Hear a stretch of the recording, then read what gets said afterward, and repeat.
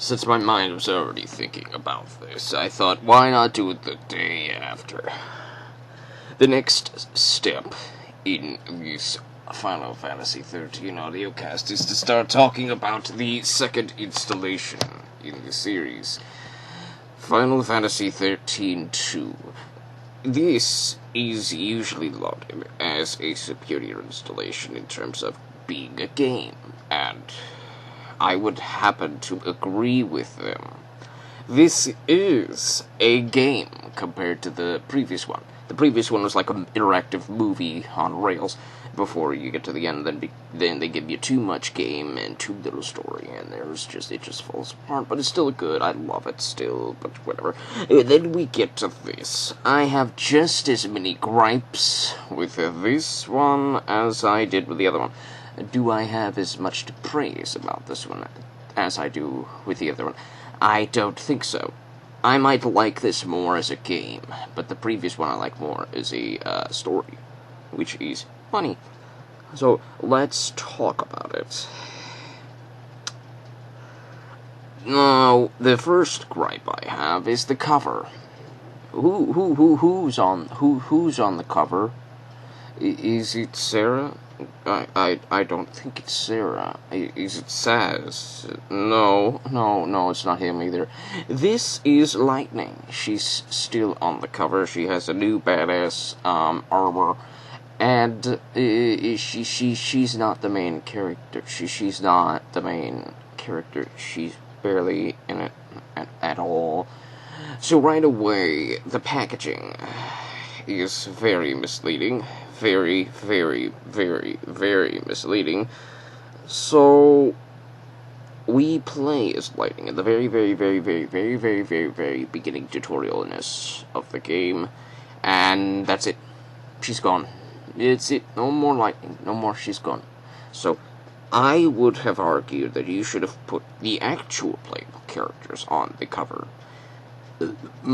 You might not have sold as many copies because, this is how they do it. Marketing is the name of the game. They have to put the sellable character on the cover because that's what sells copies, because everybody's shallow and everybody goes for appearances. If they see Nick Cage on a cover of a movie he has 2 minutes in, they will buy it. It's that simple. That's how they sold the Mythica games. They put Kevin Sorbo's picture on the cover of every single one, despite having less than 2 minutes in half of the installations of Mythica. Despite them being a great series, Kevin Sorbo's face is one of the biggest faces on the covers, but we're not going to get into that. And now we're going to get into this. You start the game, and the story happened in the previous game, and now you are in a new setting. You're in a place we call New Bodom, because the old Bodom is no more. So everybody's a New Bodom, and things happened. Snow, Saz, Sarah, Hope, Saz's kid Dodge. Everybody goes back to normal except for Lightning, who seems to have vanished at the end of the previous game because they altered the epilogue ending cutscenes of the previous game in order to extend it further to make a sequel that they didn't really need to make, but they made it anyways because money. So the Lightning's gone, and Snow went to look for her, and Sarah's hanging out in New Bodom. Things happen, and then she goes to do stuff, and then the doctor shows up. The doctor, yes, David Tennant shows up. Maybe not David Tennant, maybe Matt Smith. Matt Smith. David Smith. David Smith shows up and says, "You must come with me. We must correct the timeline," or some dumb stuff like that. So they go do these time travel shenanigans, whatever. There's the only 2 playable characters of the entire game. They're the only 2 playable characters. You will get a 3rd slot, but they're not playable. You can teach them moves and crap like that. And the 3rd slot is basically like a monster. You can capture monsters as you beat monsters. It's a weird mechanic. Let's say you go into a random battle against some slime people. You kill the slime people. They're a very common and very weak monster. The weaker they are, the more common you get the drops. So, you kill the weak monster, and then you get a little slime person crystal. The little slime person crystal shows up. And that crystal means that you can use that slime person as your third party member. And they control like the AI would control your other party members in the first game. The gameplay hasn't changed much, if at all. The Crystorium is actually smaller in this game than it was in the previous game, so you could actually max out your characters a lot faster in this game than you could in the previous one. I don't know if that's good or bad, because even though I maxed out the Crystorium, there's still some... Well, that might be good to some people. We'll get to that. We'll get to that part in a minute. So the third character is a monster that you can capture.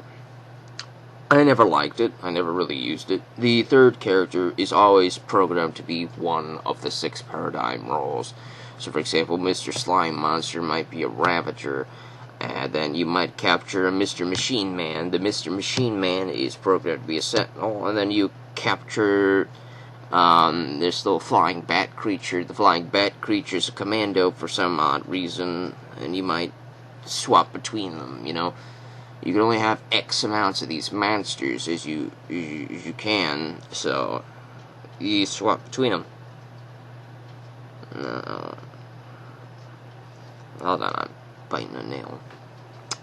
Anyways, I never found that fun. I don't think I used it. We're about to get into one of the major points of contention in this game. It is... The first installation of this game was a complete copy. It was very complete. What I mean by complete is when you purchase a game. When I purchased Final Fantasy XIII, I got Final Fantasy XIII. There was nothing left of Final Fantasy XIII extra that I had to buy. Everything was in here. Everything was in this copy. I didn't have to get anything extra, so I considered this copy to be complete. This copy was complete. I had everything. In the sequel, this copy was incomplete because Square realized that downloadable content existed, and they had to cash in on this. So they gave you the true epilogue as DLC, which is the Lightning epilogue, where you actually finally got to play as the character on the cover. And then they had a SAS DLC, where you could play some mini-games. They had a Snow DLC and a bunch of optional Coliseum fights that you could do, and you can recruit each one of these Coliseum fights, and they're really good characters, because these are actually characters. Like, you could fight Jill Nabat, who was from the first Final Fantasy XIII game, and she's a Saboteur, the best one in the game. You can recruit Saz, which you believe Saz's DLC. He's programmed as a synergist. He's the best one in the game. And he was the easiest one to get. As soon as you finished Saz's DLC, you could use him at the very start of the game. That's what I did. I did the Lightning DLC to unlock Lightning. She's at a commando role to use Lightning at the start of the game, and just use them throughout the game. So I had Lightning and Saz at the start, because that's awesome. I like real characters, not these stupid monsters. I don't want to use a dumb monster. I want to use an actual party member, but hey, that's just me. Everybody's different, okay? So if I call something dumb, I'm not actually calling it dumb. I'm just calling it dumb to me because I don't like it. Just because I don't like it doesn't mean it's bad to everybody. It just means it was bad to me. So, for future reference, anybody who listens to me rant about these things, just take it with a grain of salt. I'm saying that it's bad because I don't like it. I'm not saying it's bad because it's bad, okay? I don't have to like it, and you don't have to not like it, okay? Good. So I didn't like the monster mechanic. I wanted to have actual party members on my team, so I did the Coliseum stuff. And I collected Saz. I collected Lightning, the commando role Lightning. There's 2 of them in the game. There's one with the Ravager role from her Final Fantasy XIII 1 outfit. This outfit. You could collect her in this outfit, and she's a Ravager. She's the best one in the game. And then this one, she's a Commando. She's the best one in the game. So you collect both of those. But this one's the easiest one to do. All you gotta do is complete the Lightning DLC, and then you get her. So I did that. I did the SAS DLC, and I got SAS. So at the start of the game, I had a Commando and a Synergist. Then I had to collect Sentinels and Ravagers and medics over time, eventually. But I started to change that up. I started to make Sarah my Sepulture, and I started to make Noel my Sentinel. So I started to use Lightning as my Commando, etc. I started to change up the paradigms. The paradigms are the exact same as the first game, okay? So we're still an on-rails auto battle. We just have a little bit more to manage. There's more party management going on. And it's all in the menus outside of battle. Because that third party member doesn't level up the same way in the Crystarium as you do, as your main two characters, Sarah. Yes, you can play as Sarah this time. She's actually the main character, Sarah. Sarah and the Doctor. So Sarah and the Doctor are the main characters that you can play as. And then they get a Crystarium. They get a Crystarium despite they're not, let's see, they just have a Crystarium for some dumb reason. And the third party member is not, they don't have a Crystarium, so to speak. They level up through collecting items. It drops, random drops, rare drops. The rarer the drops, the higher the growth or whatever. So you pick up a bunch of these drops from enemies and whatever, and you use those to level up your third party member. They need X of X item to get X stat points to level up and learn this ability, then they learn that ability, then this ability, then this. It requires rarer and rarer items, and of course the character third party members like the Lightning, the SAS, they require rarer materials. So you'll be using the monsters until you get to the late game, so you can level up the real party members. Which was disappointing. I get their intention behind it. They wanted to jazz things up, but I never liked using monsters in my team. I wanted to use actual people, man. That's how I was in Final Fantasy Tactics. That's how I am here. I want to use actual people, not monsters. Anyways, this game is far more open than the previous on-rails game, but here's the difference. In the previous game, the reason why you were always on rails for the first 2/3 of the game, you're just going from place to place to place to place with no backtracking allowed, is primarily because of the plot. In the plot, you were constantly on the run from everybody. This society on this homeworld of Cocoon was the entire army, the entire government, everybody was out to kill you. You couldn't backtrack because the previous location you had just left was now swarming with the enemy. Plot-wise, they explained why you couldn't backtrack, because the enemy was everywhere. There was no reason to go back anyways, though, because the enemies don't give you any experience. They give you crap. The next area gave you some experience to get you to the next level of the Crystarium. And then the Crystarium started getting more and more and more demanding. So, for example, let's say you beat a monster in this Salika Wood knockoff area with crystal trees or whatever. Let's say you kill a monster there, and it gives you 100 Crystarium points. 100, okay? Let's say you kill a Behemoth King on Pulse in Chapter 12. He gives you 30,000 Crystarium points. And even the weakest of monsters on Pulse will give you about 1,000 Crystarium points. So, you would be much more served to grind there than you would just to go back to the pretty location in this little crystal forest on Cocoon. You'd have no reason to go back, so why would you, right? That's why this was always on rails. So, you had no time to go back anyways. You were, see, plot-wise, you had no time. Time was always against you. That was the big main focus. There was no time. So, that was the focus with that. And then when you get in here, you have the doctor, the good doctor here. So, you're Sarah with the doctor, and time is the focus of the game. Because now, you get to do wibbly-wobbly, timey-wimey bullshit. So, now that you have plenty of time, you can actually go back in time to previous areas and see one area in different timelines and backtrack and go to every area you've ever been to, and changes in one timeline might affect another timeline, and there's multiverse theory, but there's also not multiverse theory because it's so fucking weird. And you go, for example, you go to timeline 200X and you do a MacGuffin, and then you go to timeline 208D, and then the change you made in 200X happens in 208D, and then you go to timeline 50, and then you do something in 50, and timeline 100 changes from your change in 50. It's just so fucking weird, man, but it's so inconsistently awesome at the same time. You enjoy going to the timelines, and everything is open to you. You can go back to the very first New Bodom, I believe, if you wanted. I don't see why you would. There's no monsters to give you any experience points there, but I think there might be some side quests there. I don't know. It's been a few years.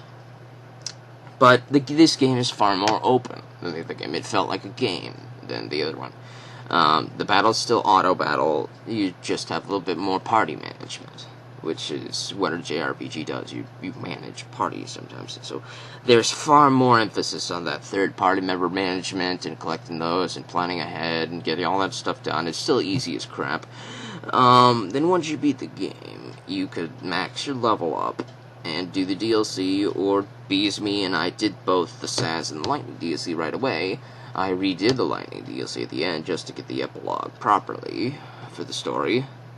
And then there's the DLC Coliseum battles, which are the toughest fights in the game. They are the toughest fights in the game.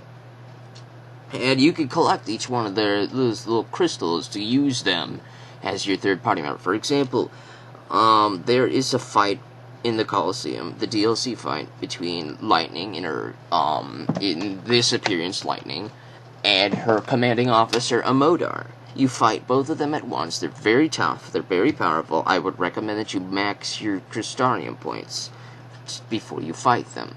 So, you fight them, and you can get the little, crystal from them. You can get their crystal. It's like a 2 to 3% drop. So you have to fight them a lot.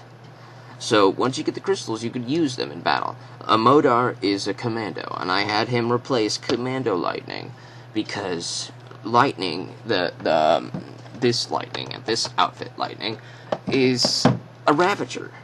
And this one's Commando. So, the Ravager Lightning replaced Commando Lightning, and Amodar replaced my Commando need for a Commando role. The other characters, the other, like, real people characters, there's one called Jill Nabat. She was from the first Final Fantasy XIII game, near the end. She didn't really do a damn thing. She had no fighting, she had no combat, but apparently you got to see her fight in this game. She is a saboteur, and she is a bitch to fight, but you can beat her, and you can get her little crystal, and she is a saboteur. She is the best one in the game. And once you get her, you don't want to make Sarah or Noel a saboteur ever, because Jill's the best. Let's see, the other real characters, I don't think there's too many more after that. Let's see, you got Saz is the perfect synergist, Jill is the perfect saboteur, Lightning is the best Ravager, Amodar is the best commando, Medic, Sarah's the best medic, honestly. You don't really need another character to be a medic, I guess, so that's why they didn't give you another one to be a medic. So, there's that. But they do have one for Sentinel. They do have a real party member, not real life, but like a person party member that you can get, which is part of the DLC title, Snow, Perpetual Battlefield. You meet Snow during the storyline, and he is programmed to be a commando guest party member. and he doesn't gain experience, he doesn't level up, but he stays with you for this one timeline area, and then once that's done, he's gone. And we miss him because, Snow's one of my favorite characters. Awesome. He's the punchy guy. I like that paradigm role. So, he's gone. So, then you get the DLC, and you see him again. This is where he ended up. And he is the toughest fight in the game. He has 9,999,999 HP. The highest, the max number, right? He's the maxed number. Everybody, he's the toughest fight in the game. There's multiple stages to his boss fight, where as you get more and more HP down, he starts doing tougher crap, and you can max out your Crystarium, max it out completely, and he would still one-shot you. So this takes a lot of planning, a lot of time, a lot of effort, a lot of accessory management, too. You gotta manage your gear, you gotta manage which things you need to do, which roles you need to do, everything needs to be pre-planned accordingly for this fight. It's doable, but it's a lot of pre-planning and garbage like that. So, you beat Snow. You beat him again. You beat him again. You might even beat him 100 more times, depending upon the RNG, before you can get his little crystal, and then you unlock Snow as the Sentinel, and you could bring Snow back out into the field to do whatever you want. But probably by the time you get him, you will have done everything else in the game. You would have done absolutely everything else in the game that now that you have him, you have no real reason to use him. Maybe it's just me, but I like progression. I like to be able to use the stuff that I collect to do other things, even if it's just a new game plus. There is no new game plus in this game. There is no new game plus. You don't get to bring the third party member back when you've started a new game. So everything you've done is what you get for the end of the game, for the post game, whatever. So, I collect Snow, and I can't really use him. I've maxed the Crystarium. I have no reason to grind. I have, done everything, really. I guess the only reason I could use him is to max his Crystarium out, I suppose. I could max Snow's Crystarium and max Snow's stats and all that crap out by collecting all the catalysts and items and use those to build his shit up until he's maxed. I suppose that's the one thing that I could do in the game after collecting him, because once you do that, you've probably maxed everybody else out by this point. You have gotten everything else. You have done everything else. So, I guess maxing Snow out is the last thing you could do in the game, if you wanted to use Snow and have, like, a reason to use him in the game. I mean, I like that it's a good reward for beating him, but there really is no point for a reward that you can't use. It's like in the Rage audiocast that I did. They gave you an awesome gun for the final mission, and you couldn't really buy ammo for it, since it was the final mission, and you didn't really get to enjoy it, really. There was no real reason to use it, because there was no boss to save the ammo for, as I figured out.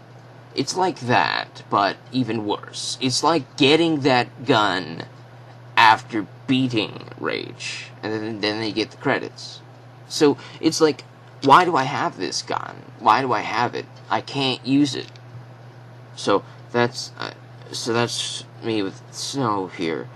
I beat the story, I beat the game, you get Snow, and you can't use him. I have no reason to use him.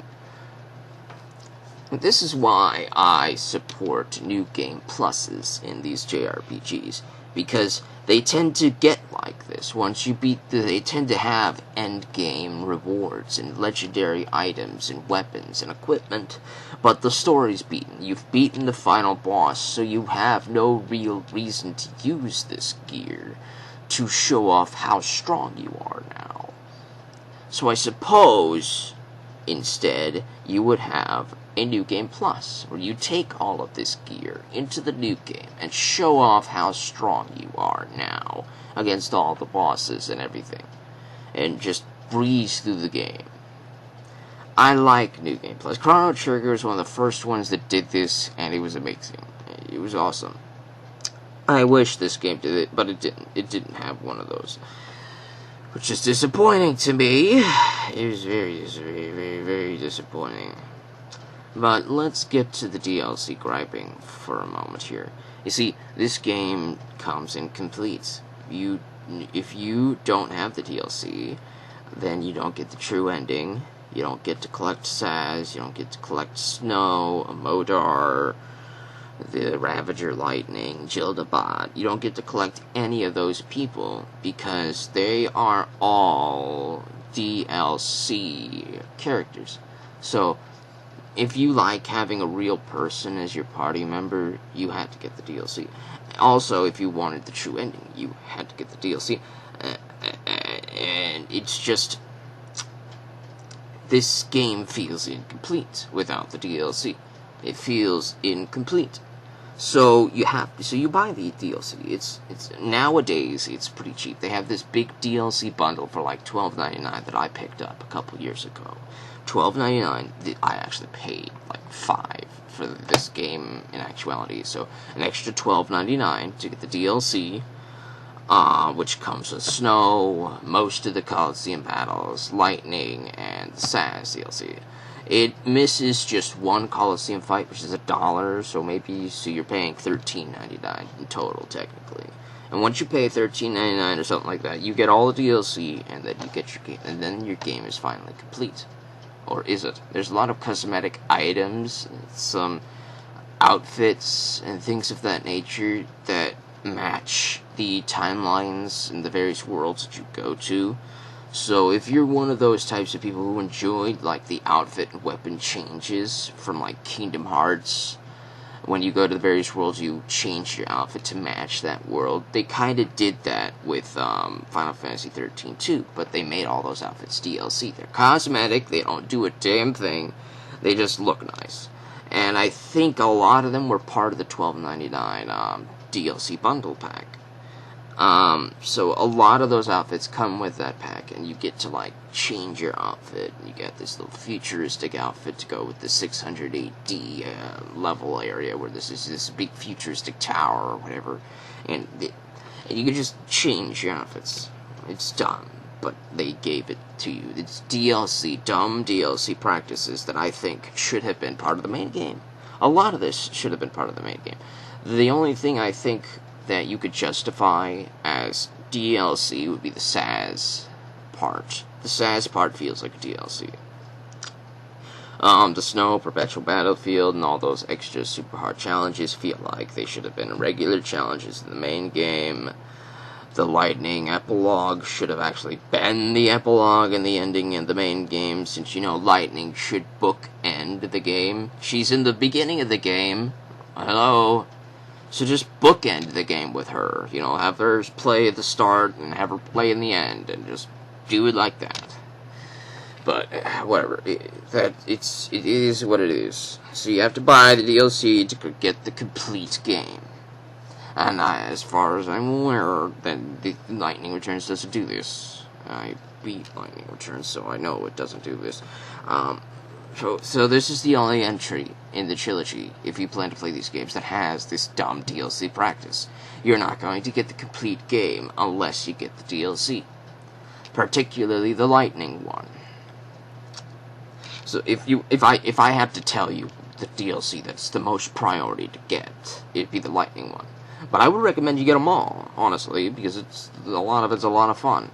Snow is the only real challenge in the game. The Jildabad's also a real challenge. Like, all the DLC Coliseum fights are real challenges. Like, almost all of them are stronger than the final boss of the game, So, if you want super bosses, like the Ruby Weapon and the Emerald Weapon in Final Fantasy VII, they were actually in the main game, might I add! If you want bosses like that, you have to get the DLC Coliseum fights for this game. Because there aren't any super bosses in this game.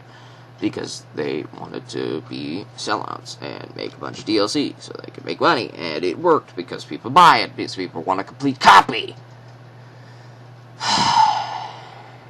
Can you tell that I don't like DLC yet?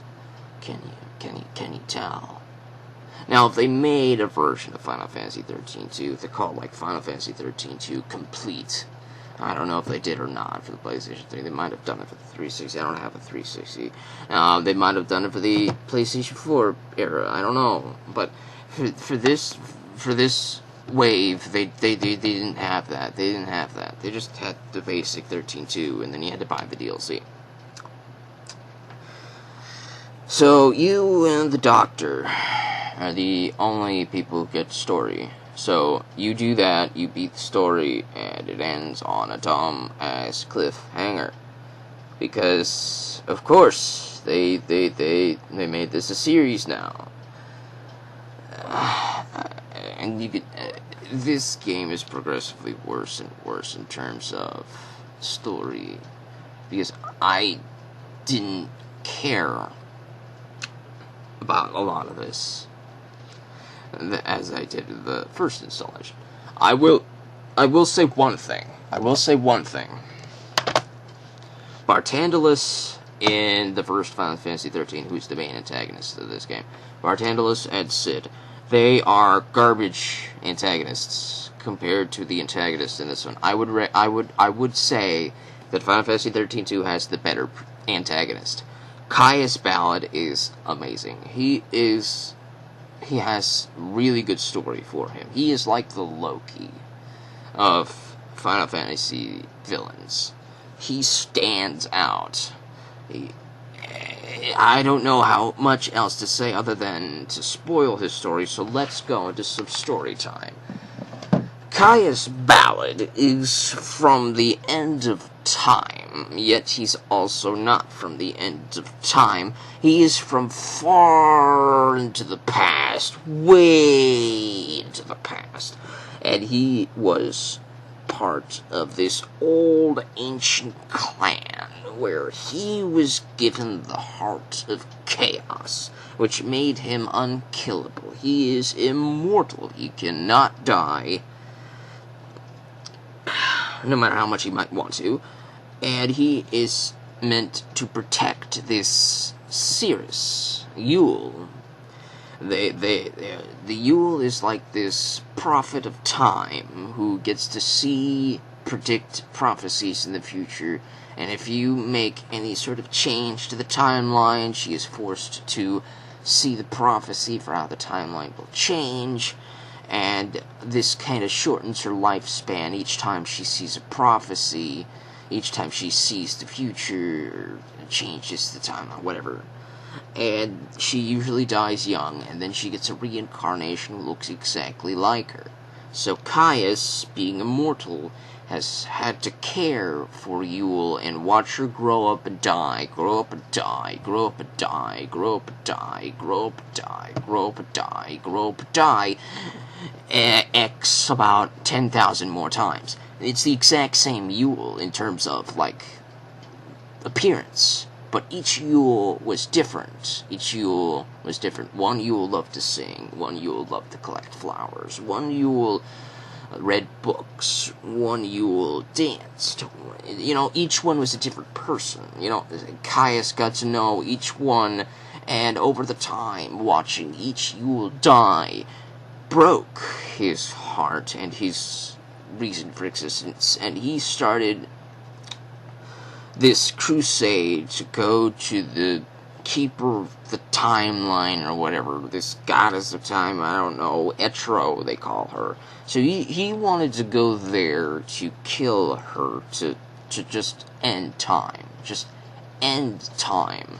Because if there's no time, then there's no more prophecies for Yule to see that will make her die. His entire motivation is to save her, and he doesn't care how many people he harms to do that. It's like he is a sympathetic villain, but he is motivated, right? And he's also like the Itachi of the Naruto era. He has the Sasuke, which is the Doctor. Alright, I'm gonna stop joking. The Doctor's Noel Kreis. He is a character from the end of timelines. He's one of the last humans ever born, and he was trained by Caius, who made it to the end of time, to kill him.